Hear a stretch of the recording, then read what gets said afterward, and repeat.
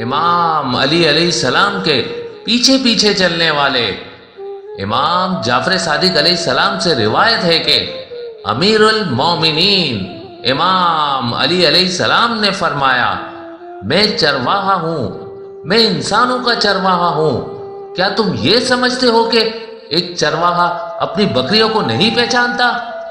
امام علی علیہ السلام کے یہ الفاظ سن کر ایک شخص نے پوچھا، یا علی، آپ کی بکریاں کون ہیں؟ امام علی علیہ السلام نے فرمایا، شب بیداری کی وجہ سے زرد چہروں والے اور ذکر خدا سے خشک ہونٹوں والے۔ محبت علی علیہ السلام اعمال کی سردار۔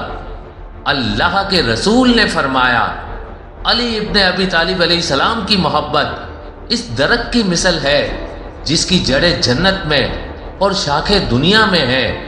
جو کوئی بھی اس کی شاخوں کے ساتھ لٹک گیا اسے وہ جنت کی طرف کھینچ کر لے جاتا ہے۔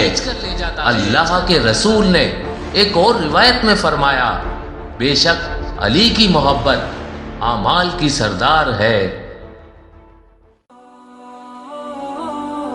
زمین کا مولا علی علیہ السلام سے ہم کلام ہونا۔ بی بی سیدہ فاطمہ الزہرا سلام اللہ علیہا نے فرمایا، ایک رات علی ابن ابی طالب علیہ السلام نے تو مجھے ڈرا ہی دیا، کیونکہ میں نے دیکھا کہ زمین ان سے ہم کلام تھی اور وہ زمین سے باتیں کر رہے تھے۔ صبح کے وقت میں اپنے والد کے پاس گئی اور ان سے رات کا واقعہ گوش گزار کیا۔